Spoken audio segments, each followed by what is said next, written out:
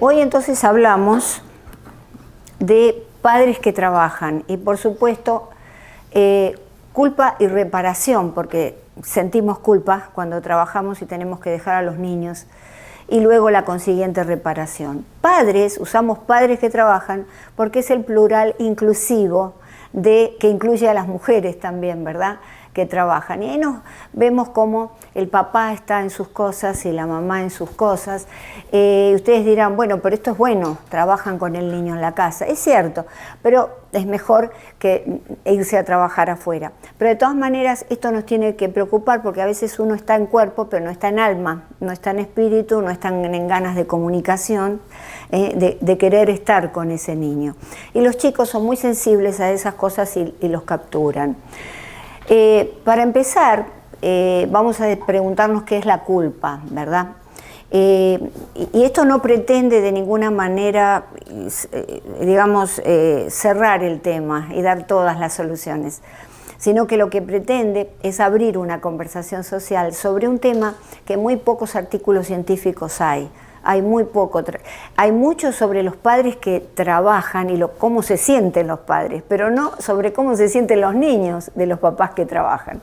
Entonces queremos abrir una conversación social que ustedes pueden enriquecer también, ¿verdad? En la segunda parte de la charla. Culpa, ¿qué es la culpa? Desde la etimología y el concepto, es un cultismo, del latín culpa, genitivo, culpae, y la forma antigua colpa.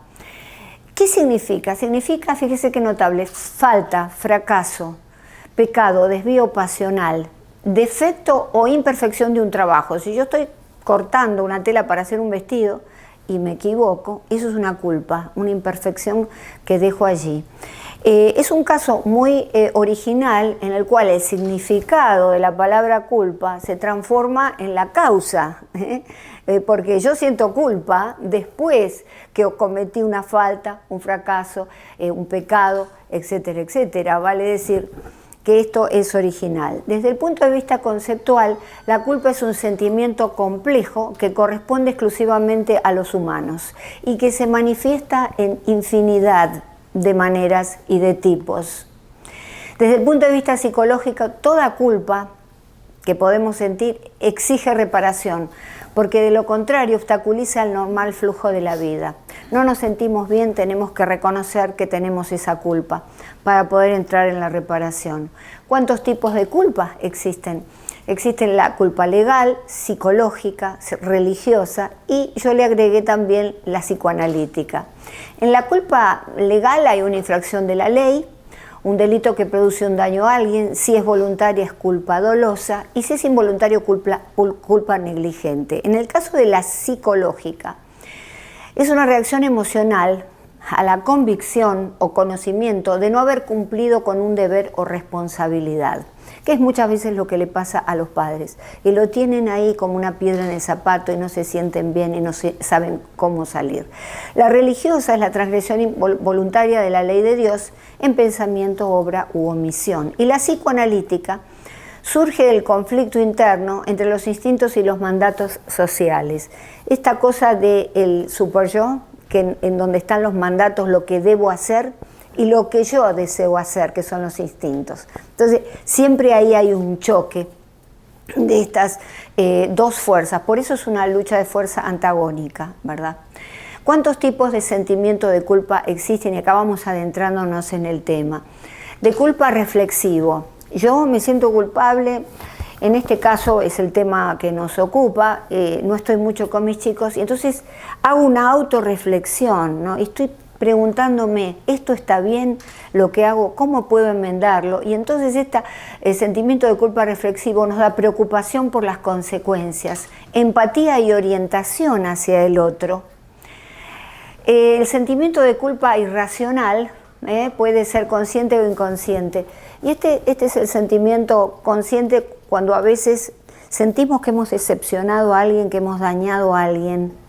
No sabemos por qué, pero tenemos ese sentimiento. El inconsciente es cuando no nos sentimos, esas personas que van por la vida se sienten siempre indignas, no, yo no me merezco esto, no hablan de sus logros, están como que son indignos de cualquier éxito.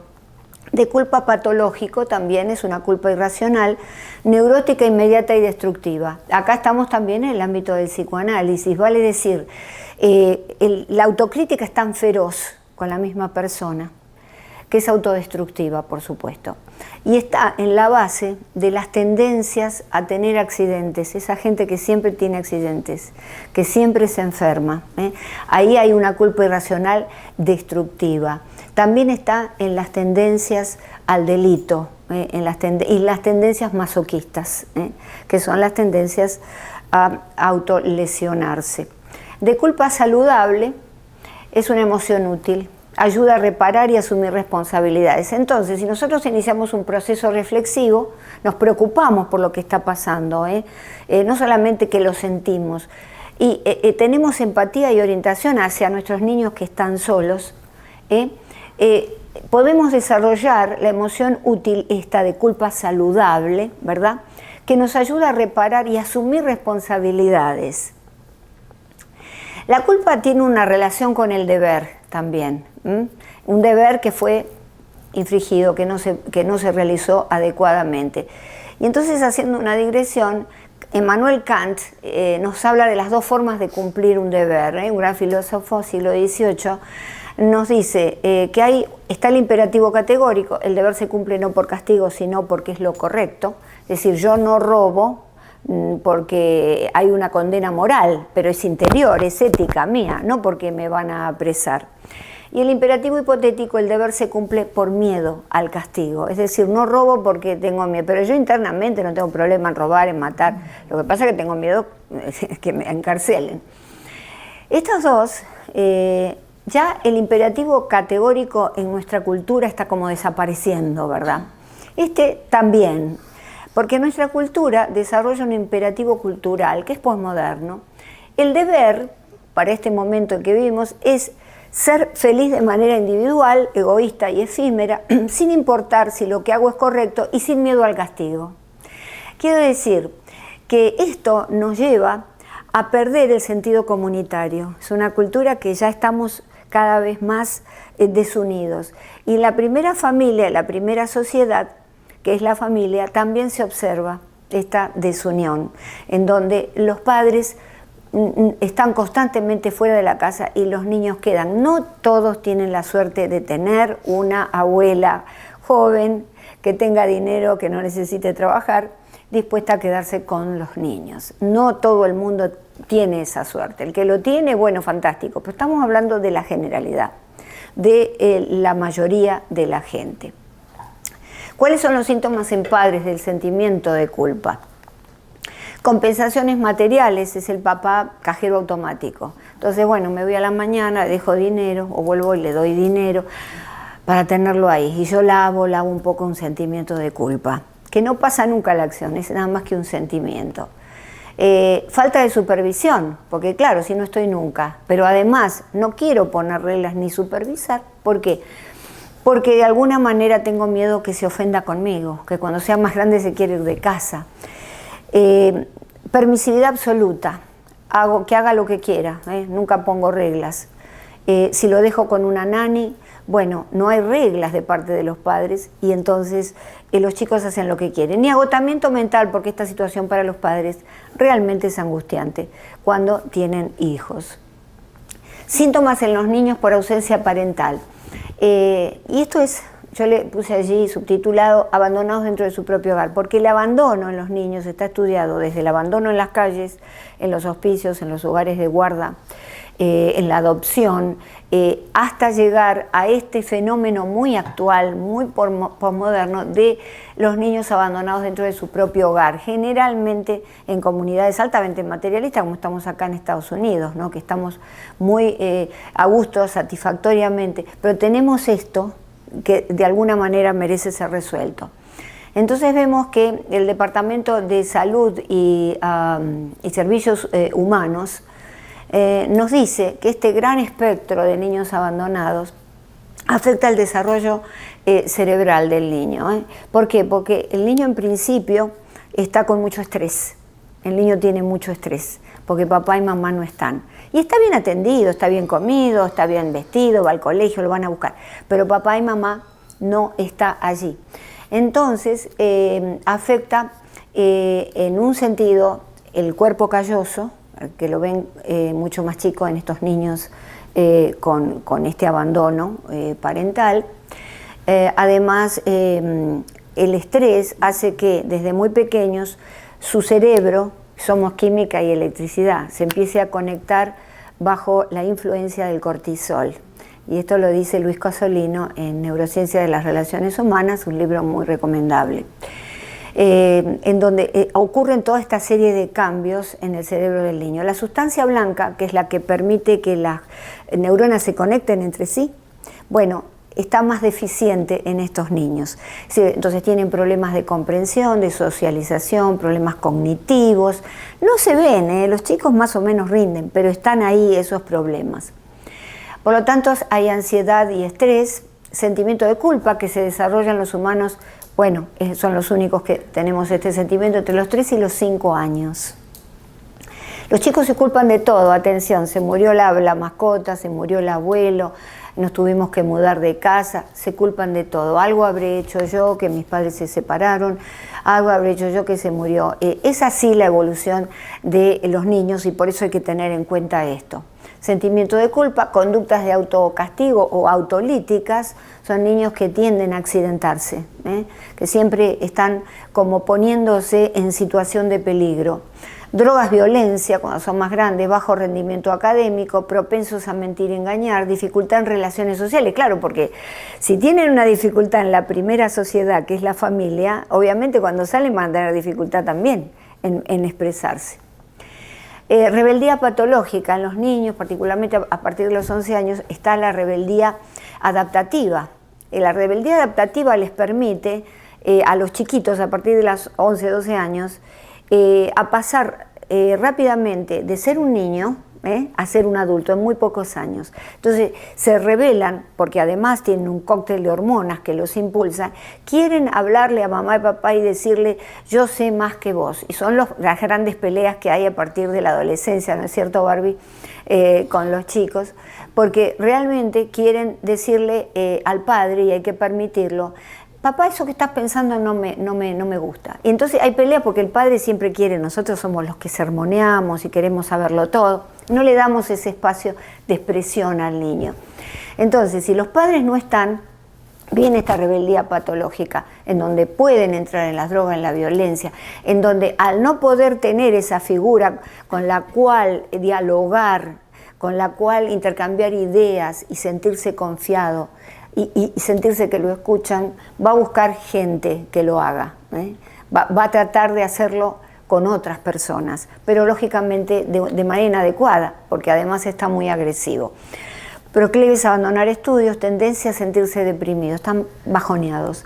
Riesgo de depresión clínica sí es que tienen algún material genético que los lleva a eso. Tecnoadicción relacionado con obesidad y falta de sueño. Tecnoadicción es la adicción de nuestro tiempo. Entonces los niños llegan, y a ustedes les parecerá mentira, pero hay niños que llegan a sus hogares solitos, y tienen 8, 9 años, 10 años, abren la puerta, nadie los está esperando, y se preparan algo de comer, y ¿qué hacen? Se ponen en internet. Es decir, esto es la realidad de nuestro tiempo. Y entonces esta tecnoadicción, y hay que tener cuidado, porque la adicción a los videojuegos tiene impacto sobre el sistema cerebral de recompensa, placer. Entonces, a mí me gusta, me da placer jugar y hacer ese tipo de cosas, y entonces el cerebro le da placer y busca de nuevo la recompensa, placer, recompensa, entonces cada vez juegan más, no los pueden uno sacar. Por eso uno tiene que tratar de darles placer por otro lado, por lo menos no para sacarlos de esta época, pero ir al término medio, poder hablar con ellos, andar en bicicleta, juegos de mesa, para tener ese intercambio y que empiecen a sentir placer en la comunicación con mamá y papá. Dr. Yang-Hong Lee, del Centro de Estudios de Ciencias Sociales de la Universidad de Berlín, es la única que ahora, entre algunos poquitos, está haciendo estos estudios para ver el impacto de la ausencia de los padres en el hogar. Y ella empezó un estudio con más de 1.400 niños y encontró que aquellos cuyos padres trabajaban más de 55 horas a la semana eran más delincuentes y agresivos que sus compañeros. Estamos hablando de los varones. En las niñas, ahora, Dr. Yang Hong Lee está haciendo otro estudio muy importante al respecto para ver cuáles son las consecuencias, pero predominantemente se ven los varones. Nos cuenta que estudios en Estados Unidos y Australia apuntan a un deseo entre los padres de trabajar menos horas y pasar más tiempo con sus hijos, y un deseo entre los niños de que sus padres vuelvan a casa del trabajo menos cansados, menos estresados. Eso es lo que estamos viendo en esta especie de conversación social que no solo incluye a los padres y a las madres, sino que esto es una conversación social que tiene que incluir las instituciones educacionales, los trabajos, los empleos del empleador, pequeño empleador, mediano empleador, darle tiempo de pronto para que si el niño se enferma pueda salir, porque si tiene una fiesta escolar o una actividad pueda salir. Es decir, darle esas posibilidades que en estos momentos no se dan, y si se dan es en muy pocos lugares. ¿Cómo pasar de la culpa a la responsabilidad? Yo le puse a hacerse cargo, porque nos tenemos que hacer cargo, como personas individuales y como sociedad. La culpa, fíjese, es un sentimiento. La responsabilidad es una acción. La culpa, de no ser reflexiva o saludable, nos atrapa en la autoconmiseración. ¿Por qué? Y porque yo no sé qué me pasa y siento culpa y trato de compensar, pero no voy a atacar el problema de entrada, no me puedo hacer responsable.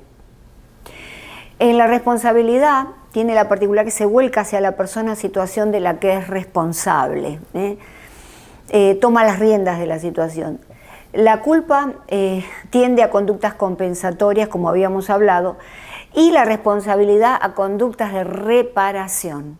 Tan importante, tenemos que ir hacia un proceso de reparación social, cultural y familiar. Es decir, no somos solamente los padres, acá está involucrada la cultura. En el camino hacia la reparación estamos con Melanie Klein, que tiene un libro que se llama Amor, Culpa y Reparación, una gran psicoanalista de la escuela obviamente de Freud, y ella nos dice que los poderes en este libro, los poderosos impulsos de odio, voracidad y agresividad constituyen una parte fundamental de la naturaleza humana.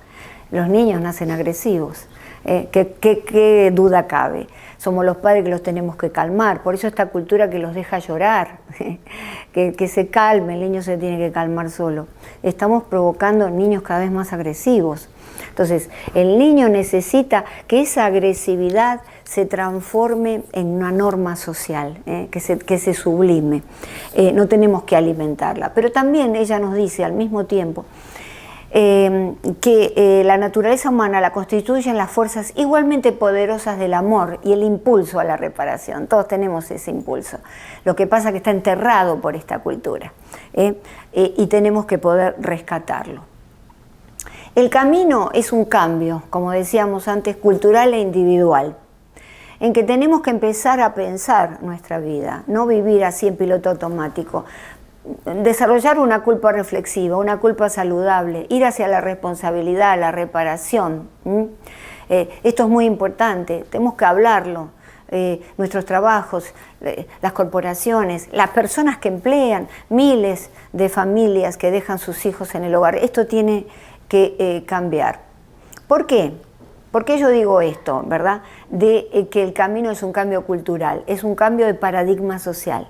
¿Por qué? Porque resulta, fíjese cómo funciona la mente, Freud nos dice que en una de sus tópicas que tenemos tres instancias psíquicas que se relacionan entre sí, yo, superyo y ello.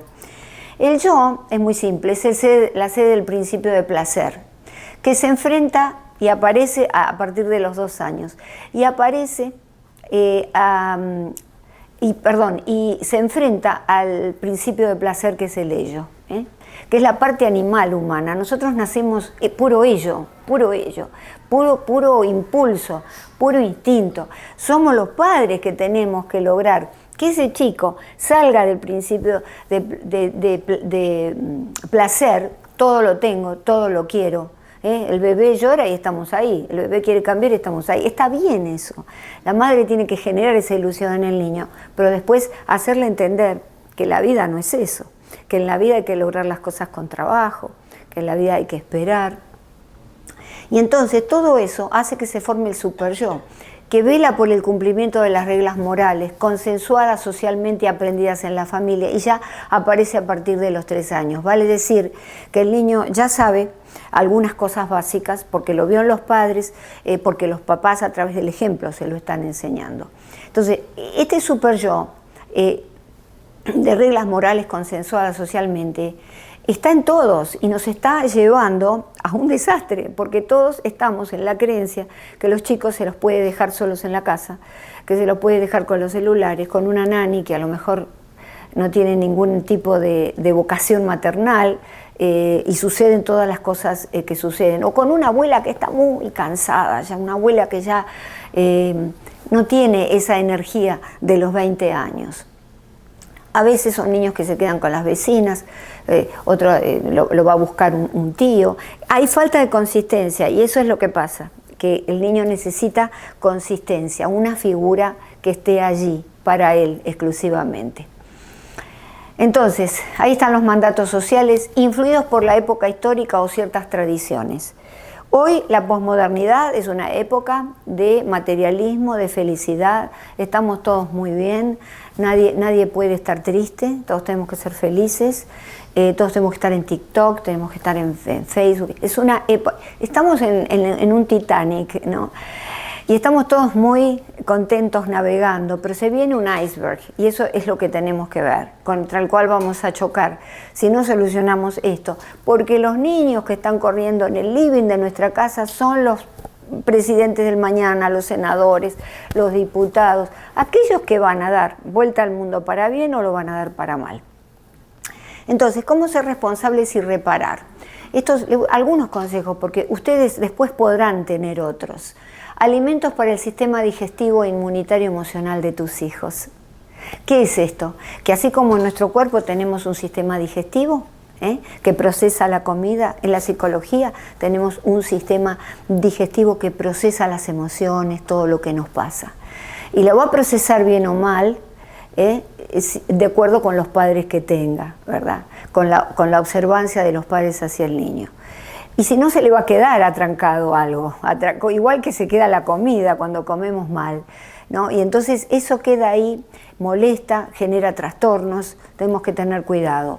El sistema inmunitario, sabemos que los niños que son bien amados, que son acariciados, que además de los padres tienen, o desde ya los abuelos son fundamentales, tienen un sistema inmunitario más sólido, mucho más fuerte.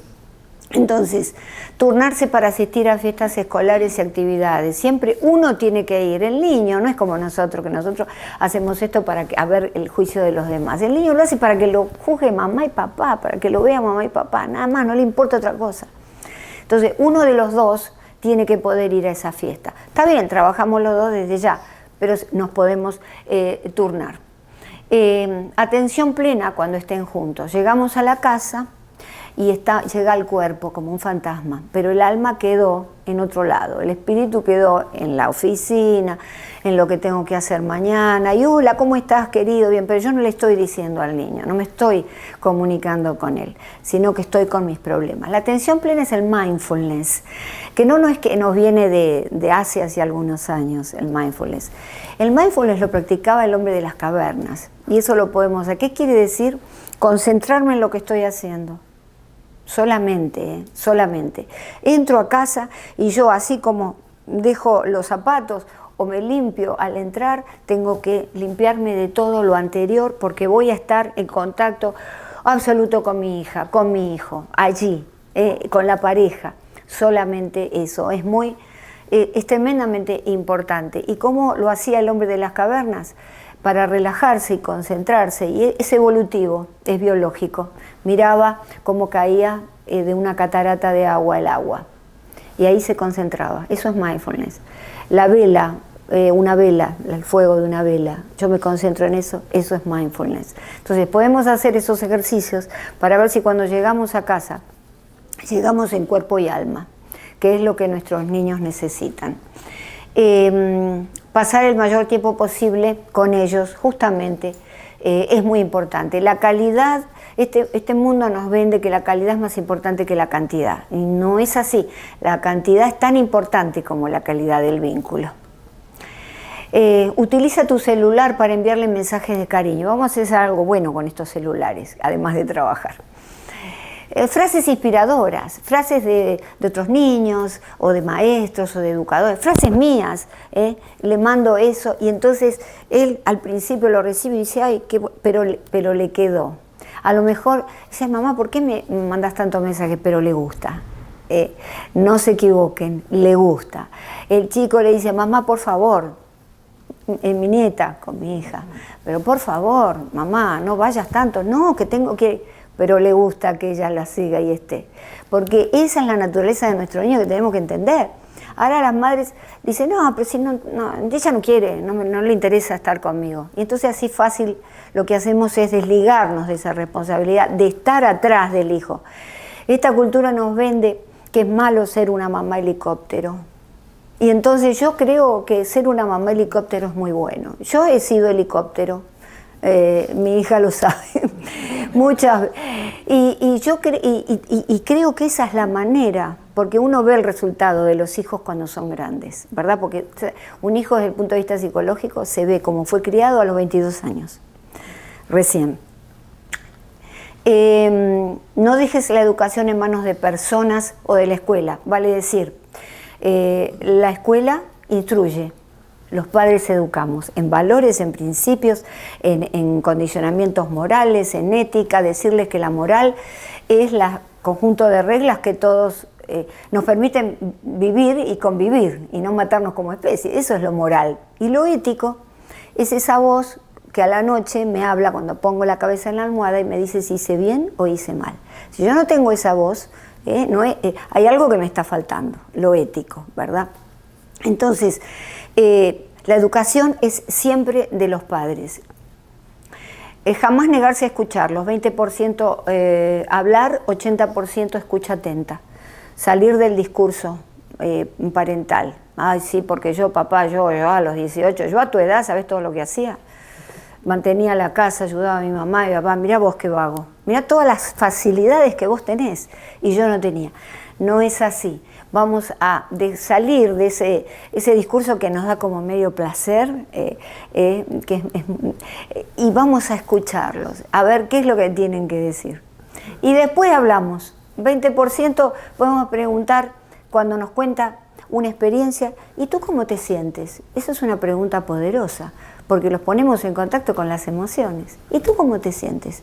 No decirles, bueno, en realidad a mí me parece que esto, yo te voy a decir lo que es. No, hay que dejar que ellos digan su verdad, no darle la verdad nuestra a nosotros. Coloca límites para cumplir en tu ausencia. Utiliza el no. El no es un ordenador de salud. El límite, papá y mamá se van a trabajar, pero esto se tiene que cumplir, porque si no hay una consecuencia. Yo le dije siempre a mis hijos, en la vida no hay premios ni castigos, hay consecuencias. Entonces la consecuencia es que si no estudias o si no hiciste esto que papá, bueno, ustedes verán qué consecuencia le van a poner al niño. Porque esto es tan importante y tan del ABC de la educación que, bueno, está tan cerca que no lo vemos. De modo que esto es lo que tenemos que cambiar. ¿Qué le podemos decir a nuestros hijos? Estos son los padres que trabajamos ahora. Pero ¿qué le decimos a nuestras hijas pequeñas? Cuando crezcas y te cases, si tienen que trabajar los dos, espera un poquito, espera un poquito. Cuando uno de los dos se tiene que quedar los primeros 3 años en la casa. Sería olvidar los primeros 6 años, como digo siempre, porque son los años fundacionales, ¿no? Son los años en los que el niño es todo, empieza a desarrollarlo todo, del 0 a 3 años y de 3 años a 6 años. ¿Por qué? Porque como decía Francisco Luis Bernardes, porque después de todo he comprendido que lo que el árbol tiene de florido vive de lo que tiene sepultado. Lo que tiene sepultado nuestros hijos en su alma son todas estas enseñanzas nuestras. La presencia es importante, el amor, el sentir ese sentido de confianza, que mamá está si me necesita. No que mamá, viene el niño y dice, tengo que hablarte una cosa, papá, mamá, ay no, ahora me tengo que ir, después me lo decís, pero después puede ser tarde. Eso no se dijo y a lo mejor es tarde. Entonces, siempre estar allí con la respuesta presente. ¿Para qué? Para que nuestros niños florezcan, para que nuestros niños den ramas frondosas de ese árbol, con suficiente sombra para cuidarse ellos, para habitar ellos dentro de sí mismos y para poder dar sombra a los demás. El momento es ahora, hagámoslos ahora. Mañana puede ser demasiado tarde. Y acá les dejo para leer y releer, para aquellos que tienen interés, niños, La teoría del apego de John Baldwin, un clásico, Neurociencias de las relaciones humanas, Attachment and the Development of Social Brain, porque ahí es donde habla de que si nosotros lo atendemos, no lo dejamos llorar, estamos presentes los primeros años, el niño desarrolla una arquitectura neuronal llevada por la serotonina y no por el estrés. Los chicos que la arquitectura neuronal se dispara por el cortisol, que es la hormona del estrés, como les dije antes, son muy agresivos. Y es lo que estamos viendo hoy en día, ¿verdad? Y también tenemos este libro, Sleeping with Your Baby, de James McKenna, un PhD, que ha hecho unos estudios fabulosos en comunidades africanas, porque en muchas cosas estas comunidades o pueblos primigenios tienen la verdad. Ellos portean a sus hijos.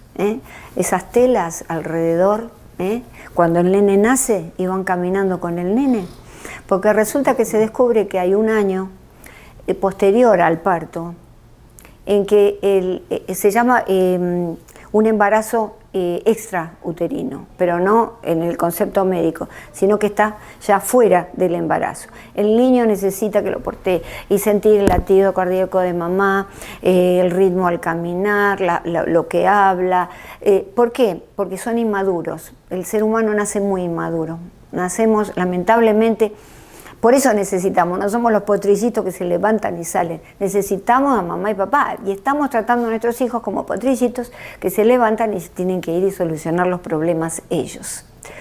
De modo que bueno, esta ha sido la charla de hoy y espero que les haya gustado y que despierte algunas inquietudes en ustedes y también que despierte la autorreflexión acerca de estas cuestiones. A ustedes, amigos de YouTube, los dejo hasta la próxima conferencia. Mis amigos, se acercan las fiestas y les quiero dejar un mensaje justamente de prosperidad espiritual, económica para el año que entra. Y espero que junto con estos grandes amigos que hoy me acompañan en esta charla, ustedes hayan podido disfrutar, como lo hice yo, de todos los comentarios. Así que muchas gracias, amigos, nos sigamos viendo, nos vemos. Vamos a brindar. ¡Ay, salud! ¡Qué lindo! Ahora nos venimos para acá, hija. Ahí está. Bendiciones. Y además con mi hija Bárbara, que siempre me acompaña. Hasta la próxima.